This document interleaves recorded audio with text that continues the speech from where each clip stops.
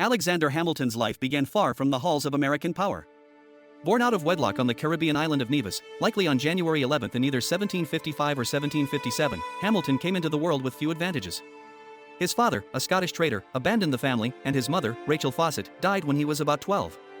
Orphaned and penniless, Hamilton worked as a teenage clerk for a trading company in St. Croix, gaining invaluable practical education, keeping ledgers, handling shipments, and learning the complexities of Atlantic trade. Bookish and bright, the young clerk spent his free hours reading everything from classical literature to philosophy. His intellectual gifts soon found a public forum. At just 17, he wrote a stirring account of a hurricane that had ravaged the island. The eloquence of his letter caught the eye of local benefactors, who funded his passage to North America to pursue an education. He arrived in New York in 1773 and enrolled at King's College, now Columbia University, just as revolutionary fervor was sweeping the colonies. A voracious student, Hamilton quickly became a vocal patriot. In late 1774, when a Tory pamphleteer, Anglican clergyman Samuel Seabury, published tracts denouncing the Continental Congress, Hamilton responded with pen and fury. Writing under pseudonyms like A Friend to America, the 19-year-old composed powerful rebuttals dismantling loyalist arguments point by point.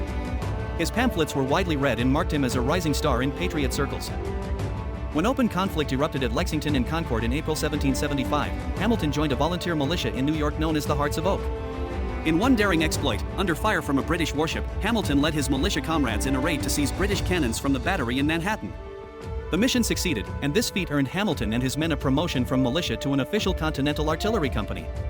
By March 1776, at just 21 years old, Hamilton was commissioned a captain and tasked with raising New York's Provincial Company of Artillery. He and his men played a crucial role in the Battle of White Plains and later aided the Continental Army's narrow escape across New Jersey by fighting a rearguard action against pursuing British forces.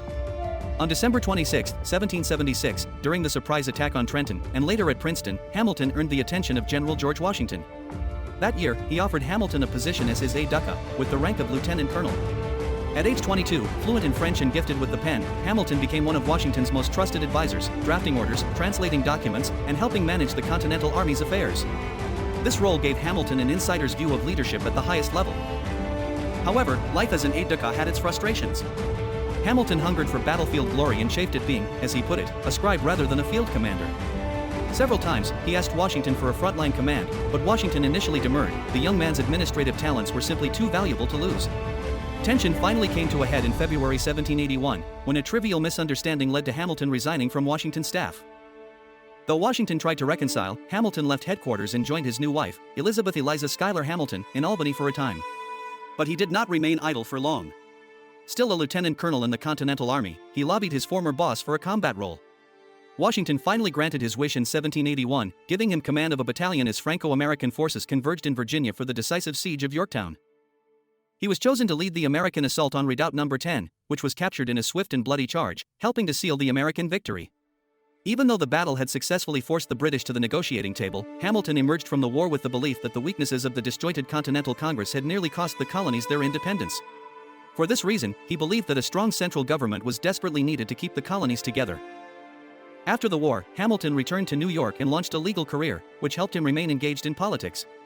In 1782, he was elected to the Congress of the Confederation, then meeting in Philadelphia. He found the Congress under the Articles of Confederation to be even more ineffectual than he had feared. It lacked the authority to levy taxes or regulate commerce, and the states often ignored its requests. He saw clearly that without the ability to raise revenue or enforce laws, the new nation might soon dissolve into anarchy or fall prey to foreign powers. After resigning from Congress and resuming his law practice in New York City, Hamilton orchestrated the Annapolis Convention in 1786 to discuss interstate commerce. Though sparsely attended, the convention issued a report, drafted largely by Hamilton, calling for a full constitutional convention to revise the articles. The following year, 1787, Hamilton served as one of New York's delegates to the Philadelphia Convention that created the U.S. Constitution, and then threw himself into the fight for its ratification.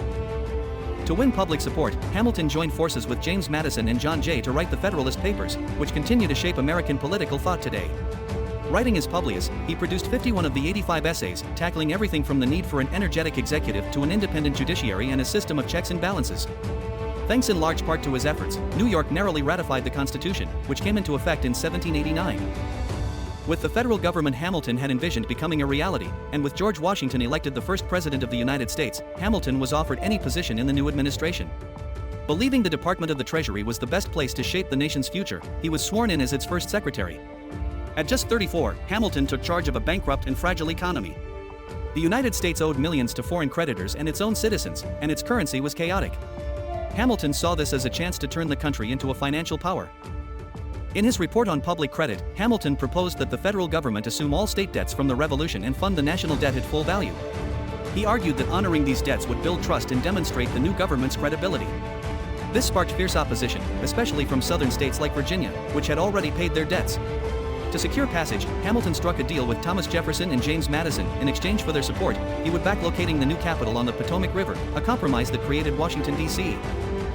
Hamilton's next move was to tackle the need for a stable currency and banking system. In his report on a national bank, he proposed a federally chartered institution, with both public and private investment, that could issue reliable paper money, extend credit to spur commerce, and handle the government's finances. This too met resistance, but President Washington was swayed by Hamilton's arguments and signed the Bank Bill. The first Bank of the United States was established in 1791 with a 20-year charter, becoming a cornerstone of Hamilton's financial system. But Hamilton wasn't done. In his report on manufactures, he called for protective tariffs and subsidies to help domestic manufacturers grow. Though Congress did not adopt the full report, Hamilton's ideas foreshadowed the economic policies of future American governments. He also established the U.S. Mint, reorganized the Customs Service, and helped found the Revenue Cutter Service, a precursor to the Coast Guard, to enforce tariff collection, which became the young government's main source of revenue. Under Hamilton's guidance, the United States emerged from economic chaos into stability, with rising credit and a functioning financial infrastructure. But his influence extended beyond economics. During the French Revolutionary Wars, Hamilton argued for neutrality and a pro-British tilt in trade. He helped shape the controversial Jay Treaty with Britain, which angered pro-French Republicans led by Thomas Jefferson. Indeed, the political divide between Hamilton and Secretary of State Thomas Jefferson during Washington's administration gave rise to the first American party system. Hamilton became the leader of the Federalist Party, championing a strong central government, broad constitutional interpretation, and closer ties to Britain. In contrast, Jefferson and Madison led the Democratic-Republican Party, advocating states' rights, strict constitutional limits, and sympathy for the French Revolution. Washington tried to maintain balance, but increasingly leaned on Hamilton's advice. By 1795, having accomplished most of his program and in need of a more profitable source of income, Hamilton resigned as Treasury Secretary and resumed his law practice in New York. However, his influence in government remained strong, with Washington frequently consulting him even after his resignation. He also stayed deeply involved in national politics as the de facto head of the Federalist Party. In 1797, however, Hamilton became engulfed in America's first major sex scandal. It emerged that back in 1791, while serving as Treasury Secretary, he had engaged in an extramarital affair with a young woman named Maria Reynolds, whose husband extorted money from Hamilton in exchange for silence. Political enemies, including Congressman James Monroe, discovered the secret payments and suspected Hamilton of financial misconduct. To clear his name, Hamilton published a tell-all pamphlet proving that the blackmail had been paid with his own funds, not public money. Although he preserved his reputation for fiscal integrity, the scandal permanently tarnished his public image. Meanwhile, the political rivalry between Hamilton and President John Adams was reaching a breaking point. During the 1800 presidential election, Hamilton wrote a lengthy memo criticizing Adams's temperament, which was later leaked by political opponents. The public airing of this internal discord humiliated Adams and fractured the Federalist Party. The result, the Federalists lost, and the election ended in a tie between Thomas Jefferson and Hamilton's longtime nemesis, Aaron Burr. Though Jefferson was his ideological rival, Hamilton considered Burr far more dangerous. With the election thrown to the House of Representatives, he lobbied his Federalist allies to vote for Jefferson over Burr, arguing that Jefferson, for all their differences, had principles, whereas Burr was purely self-interested.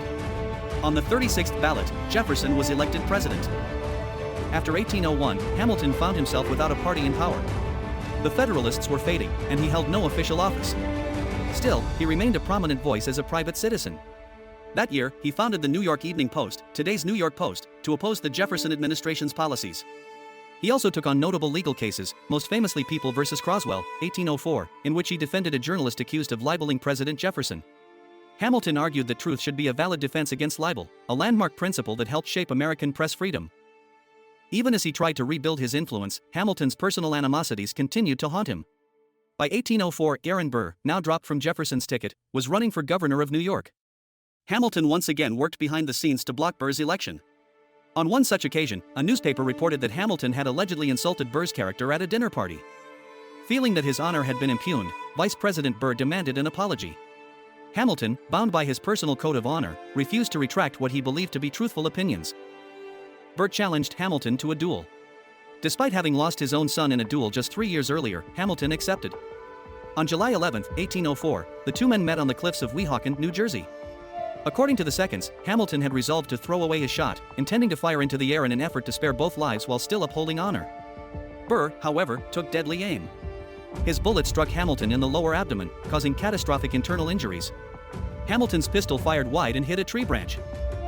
A letter later revealed that Hamilton had indeed resolved not to fire at his opponent. Hamilton clung to life for 31 hours. In agony but lucid, he faced death with remarkable composure, surrounded by Eliza, their surviving children, and close friends. On the afternoon of July 12, 1804, Alexander Hamilton died. He was either 47 or 49 years old, the ambiguity owing to uncertainty about his birth year. News of Hamilton's death shocked the nation. An outpouring of grief swept Federalist communities. In New York City, a massive funeral procession wound through the streets. Gouverneur Morris, Hamilton's longtime friend and fellow statesman, delivered a moving eulogy at Trinity Church, lamenting the loss of the patriot of incorruptible integrity, the soldier of approved valor, the statesman of consummate wisdom, and urging the crowd never to forget Hamilton's contributions. Hamilton was buried in the Trinity Churchyard, where his grave can still be visited today. Aaron Burr, indicted for murder in both New York and New Jersey, though never prosecuted, saw his political career destroyed and became a pariah. As for Eliza Hamilton, she displayed the same strength that had defined her husband's life. For the next 50 years, she devoted herself to preserving Hamilton's legacy. She organized and published his papers, petitioned Congress for his veterans' benefits, and founded New York's first private orphanage, a tribute to Hamilton's own experience as an orphan. Eliza lived until 1854, long enough to see her husband's portrait appear on U.S. currency and his name secure a place in the nation's founding narrative. In the end, Alexander Hamilton's story remains one of the great American epics. He rose from an obscure Caribbean childhood to become a principal founder of the United States. Thanks for watching. If you enjoyed this deeper look into the extraordinary life of Alexander Hamilton, an immigrant, a visionary, and one of America's most influential founding fathers, be sure to like the video, subscribe to the channel, and click the bell so you don't miss our next journey through history. See you next time.